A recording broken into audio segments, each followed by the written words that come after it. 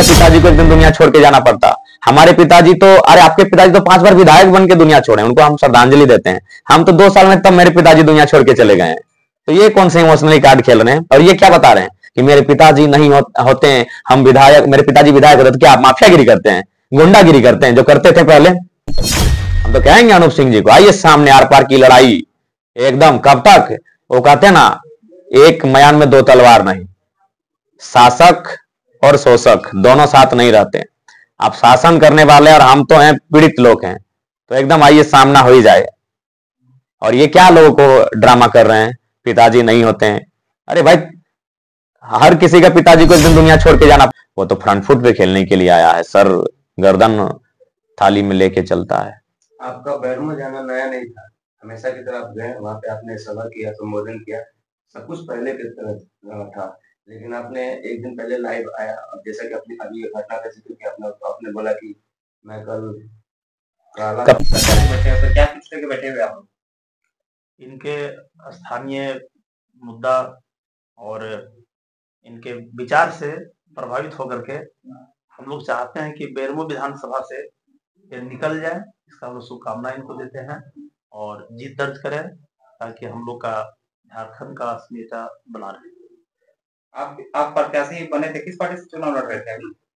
लोक हित अधिकार पार्टी से चुनाव लड़ रहे हैं, उसमें हैं, और डुमरी में चुनाव मैदान में भी हैं, और वहाँ पे समर्थन हम नहीं दे रहे हैं इनको, केवल बेरमो में इनको सहयोग हम, मतलब बेरमो में आप जरा माता को समर्थन कर रहे हैं। और आप?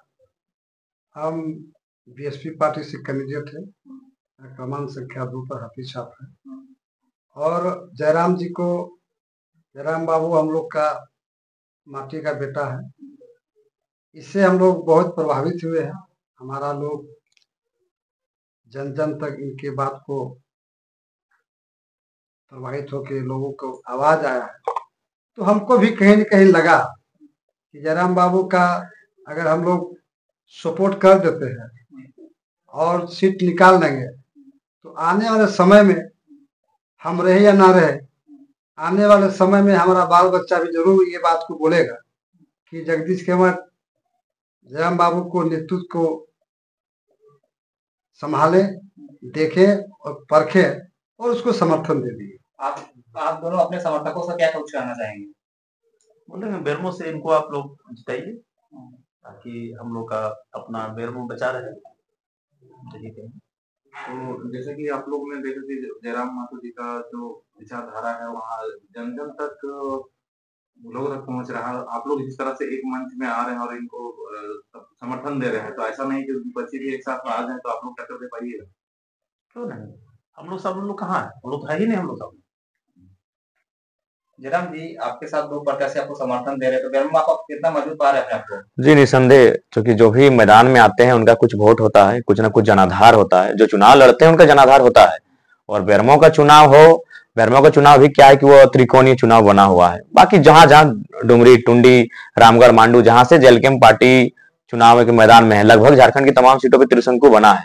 और बेरमो जहां तक मुझे लग रहा है कि वो काफी कम अंतर से वहां जीत हार का फैसला होगा। वो अंतर कहीं 5, 7, 8, 9, 10 हजार ना हो। तो ऐसे परिस्थितियों में एक एक वोट का बहुत महत्व रहेगा।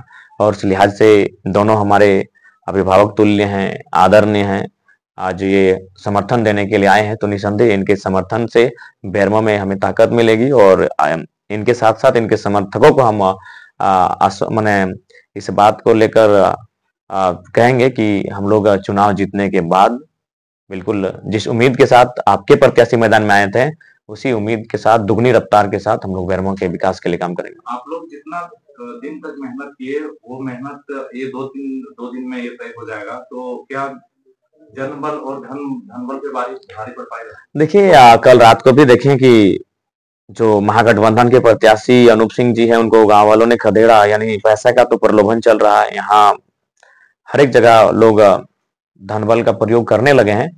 लेकिन हमें लगता है कि 2 सालों से, जब से राजनीति में जेलकेम पार्टी का उदय हुआ है, विशेषकर लोकसभा में हम लोग आए, तो लोग अब मुद्दों को समझ रहे हैं, अपने बाल बच्चों के भविष्य को समझ रहे हैं। तो लिहाजा बेरमो रहे, डुमरी रहे, टुंडी रहे, बागमारा, सिंदरी, निरसा, झरिया, कहीं रहे, गोमिया रहे, चंदनक्यारी रहे, बोकारो रहे, हमें लगता है कि इस बार धनबल को चोट देके विकास और मुद्दे को लोग वोट करेंगे। सूत्रों से हम लोग को पता चल रहा है कि विपक्षी जो उनके जो केडर कर रहे हैं लोगों को, जनता को कसम खिला खिला के बोल रहे हैं और बॉन्ड करवा के कि आपको वोट देना है।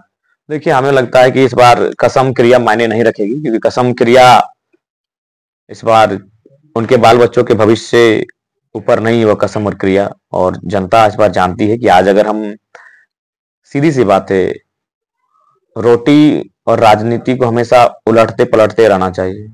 यदि रोटी को आप नहीं पलटते हैं तो रोटी जल जाएगी, और राजनीति को अगर आप नहीं पलटते हैं तो वह निरंकुश हो जाएगी, तानाशाही हो जाएगी। और उसी कारण आखिर अनूप सिंह रहे, चाहे डुमरी के जो प्रत्याशी, उनके पुत्र, उनके दामाद, प्रत्याशी को हम डुमरी में कुछ नहीं कहेंगे, वो आदरणीय है, लेकिन उनके जो पुत्र हैं, दामाद हैं, उनके समर्थक हैं, आज जो व्यवहार कर रहे हैं, कल हमारे प्रधान महासचिव की गवर्नमेंट पे चढ़ गए, वहां उनको धक्का मुक्की करने लगे, तो ये क्यों? क्योंकि राजनीति में 20 वर्षों से कोई काबिज है, कोई 30 वर्षों से काबिज है, तो राजनीति को आपने पलटा नहीं रोटी की तरह, इसीलिए वो निरंकुश हो गई है।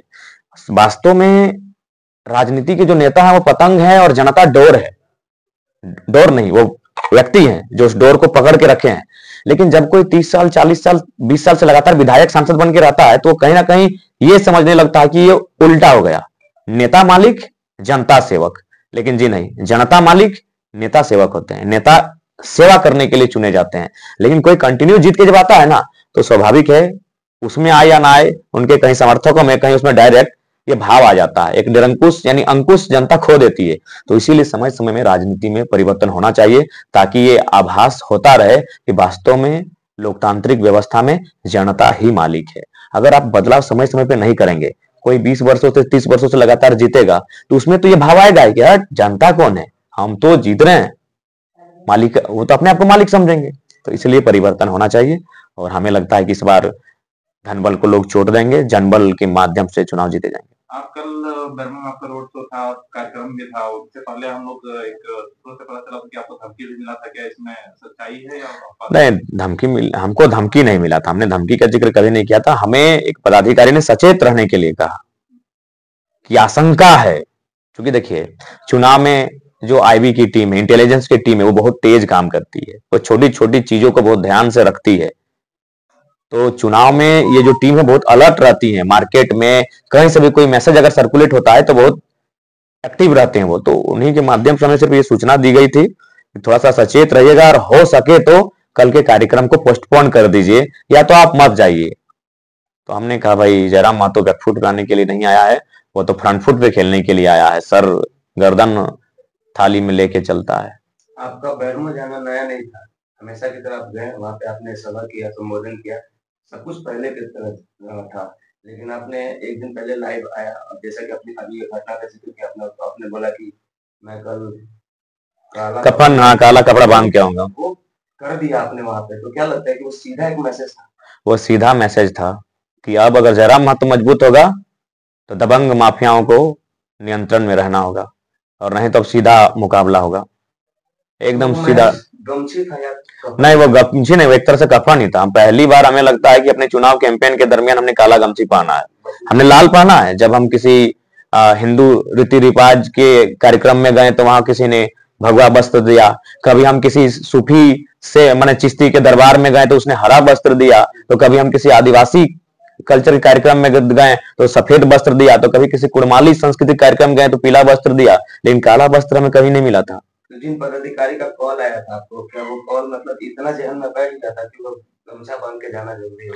नहीं, जहन में नहीं बैठ गया था, हम तो चैलेंजिंग व्यक्ति हैं, तो चैलेंजिंग हम गए थे।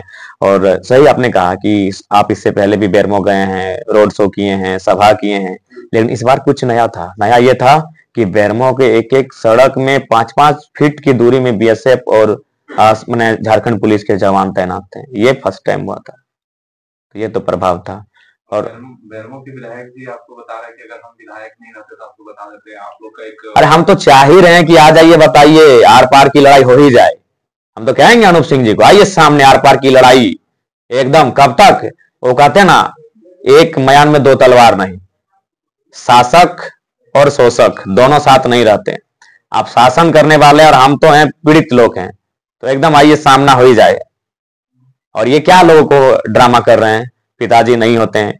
अरे भाई, हर किसी का पिताजी को एक दिन दुनिया छोड़ के जाना पड़ता। हमारे पिताजी तो, अरे आपके पिताजी तो 5 बार विधायक बन के दुनिया छोड़े, उनको हम श्रद्धांजलि देते हैं। हम तो 2 साल में तब मेरे पिताजी दुनिया छोड़ के चले गए हैं। तो ये कौन से इमोशनली कार्ड खेल रहे हैं? और ये क्या बता रहे हैं कि मेरे पिताजी नहीं होते हैं, हम विधायक, मेरे पिताजी विधायक होते तो क्या आप माफियागिरी करते हैं, गुंडागिरी करते हैं, जो करते थे पहले? सुने जगन्नाथ बाबू को ये धमकी दिए थे। तो भैया अब जयराम महतो का टाइम है, इसीलिए हौस हवास में। आपकी तरफ से डुमरी और बेरमो की जनता को क्या संदेश होगा? आज लास्ट दिन है और कल वोटिंग होने को है, तो उनके लिए विशेष संदेश? उनको यही संदेश देंगे कि जब हम अपनी पुत्र वधू खोजते हैं तो पढ़ी लिखी होनी चाहिए। तो नेता विधायक भी पढ़े लिखे खोजिए, समझदार खोजिए, बुद्धिजीवी विवेकवान खोजिए, क्योंकि आप उनके कंधों पे 5 वर्ष की जिम्मेवारी सौंपेंगे, इसलिए उनका सक्षम होना, सामर्थ्य होना बहुत आवश्यक है। और बेरमो क्या हुआ? बेरमो में स्पष्ट कहना चाहेंगे, जो हमने कहा है आप वो बोल, उस पर हमारा स्टैंड एकदम कायम है। हम कल भी बोलेंगे नॉन मैट्रिक, हम कल भी बोलेंगे कोयला चोर, हम कल भी बोलेंगे, हमको डर नहीं लगता है। जो है उसको बोलेंगे, जो आपने किया। बिल्कुल विजनलेस व्यक्ति है जी बेरमो के जो विधायक अनूप सिंह जी हैं, बिल्कुल विजनलेस व्यक्ति हैं। आप सोच के देखिए, जब उनका जन्म हुआ था 1985 में, उसी साल उनके पिताजी विधायक बने थे, यानी उनका जन्म विधायक की गोद में हुआ है। मां की गर्भ से सीधे वो विधायक की गोद में आके बैठे हैं। जन्म तो मां की गर्भ से हुआ है, लेकिन सीधे आके विधायक की गोद में बैठे हैं। अरे वो शख्स अगर मैट्रिक पास नहीं करता है तो कितना बड़ा उसका विजन होगा जी। जिसका बाप विधायक हो और अगर वो लड़का मैट्रिक पास नहीं कर रहा है तो कितना नाकारा और बेकार होगा, ये हमें बताने की जरूरत नहीं है। और उसको बेरमो की जनता ने अपना मैंने विधायक चुन लिया, तो ये तो बेरमो की जनता भुगती। इसीलिए तो एक लड़के ने 5 साल का मैंने हिसाब मांगा, कान पकड़ के उठ बैठ करवाया गया। तो अब चुनेंगे नॉन मैट्रिक वालों को, तो ये सवालों का जवाब थोड़ी देंगे। वो चुनिए ना जयराम महतो पीएचडी स्कॉलर को, पूछिए कितना सवाल पूछना है, दिन भर बैठ के सवाल का जवाब देंगे। एक सवाल का उत्तर नहीं दे पाया, उस लड़के को घर में लाके उठक बैठक कराया गया, क्योंकि नॉन मैट्रिक है, वो दे कहां पाएगा। तो इसीलिए हमने कहा पढ़े लिखे लोगों को चुनना बहुत जरूरी है। जयराम महतो से पूछिए, जितना तीखा, एकदम मतलब नीम से भी तीखा और करेले से भी तीखा सवाल पूछिए, हम मुस्कुरा के उत्तर देंगे। एक सवाल का उत्तर नहीं दे पाया वो बेरमो का नेता, घर पर बुलाया उस लड़के को, रूट बैठ करवाया, कितनी भद्दी भद्दी गालियां दी, वो रिकॉर्डेड नहीं है, भद्दी भद्दी गालियां भी दी गई उसको। कल झारखंड का तस्वीर नए तरीके से, नए सिरे से ईवीएम में बंद होने वाला है। झारखंड की तस्वीर और भविष्य की बात कहूंगा, किसी प्रत्याशी का नहीं, क्योंकि यही कहना उचित होगा।